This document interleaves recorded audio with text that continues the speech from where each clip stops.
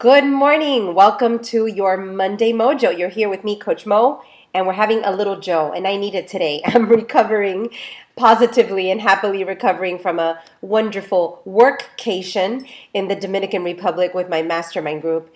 And I have come back both tired from having a great time, but also very energized for all the things that I'm going to be working on. So thank you for joining me today. As you know, and if you've joined me from the beginning, we're covering all of the strengths that are detailed in the assessment by Gallup called Strengths Finder 2.0. And we're covering the first dimension of leadership under executing and all of those talents under executing. And we're almost done. We have two more under executing. And today we are covering responsibility. I love this one. It shows up a lot with some of the clients that I work with, interestingly enough. And what I can tell you about responsibility is that the values behind it are honesty and integrity, right? So if I'm going to put my word behind something and I have responsibility, you better believe that I'm going to get it done. Come hell or high water, I'm getting it done. And if anyone gets in my way, then it really again, I have that struggle with the value that I said I was going to get it done. I committed to you my word that I was going to do this for you, for me, for us. Okay, so people with responsibility, they just love to execute in that fashion with their word and with their commitment. Okay, so let's talk a little bit more about responsibility. They have an emotional tie to it, right? As with other talents, it's more of just a natural drive. There's really an emotion behind this because why? They enjoy being someone that others can trust, okay? They want to feel as though others know that whenever this person says that they are going to commit to something, that it will get done. So the trust is really important for them. They will keep their promises always and follow through on commitments. What do they bring to the table? They bring dependability and they bring loyalty. What do they need? They need freedom to take ownership. You wouldn't think that this is the case necessarily, right? That maybe just executing is important to them, but not so. They want to be dedicated to something that they own, right? It's got their name on it. It's got their pride and their accountability on it. So someone with responsibility, when they say to you, I want to get this done, let them do it. Micromanaging someone with responsibility is not a very smart thing to do.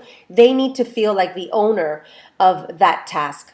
They value respecting others and they hate disappointing others.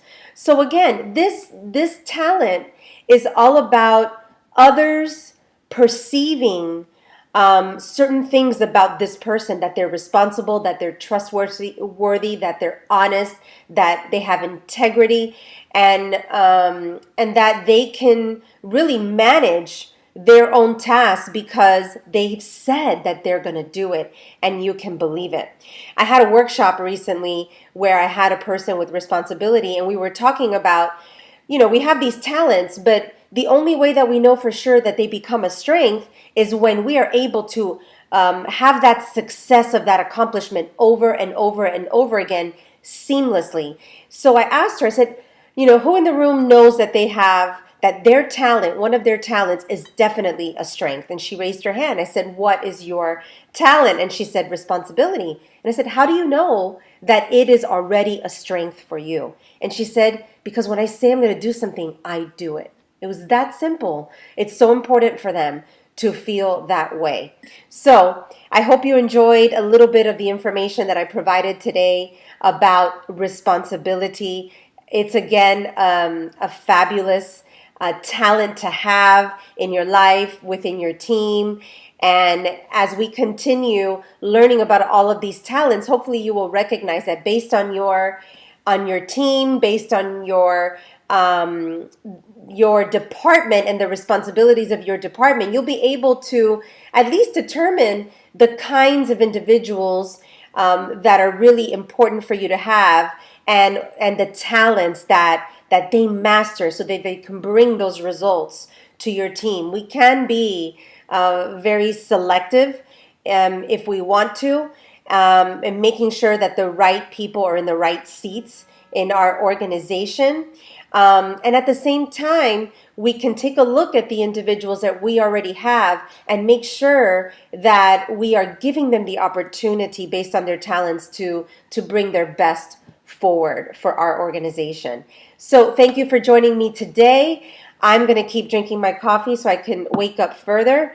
And I hope you join me next week. We are going to cover, oh boy, let's see, last talent in executing is restorative. And then I want to promise you that after restorative, we're going to take just a tiny break from strengths, and I'm going to bring you some other information that we can utilize in the area of leadership and well-being. And then we'll continue with the strengths leadership dimension of influencing.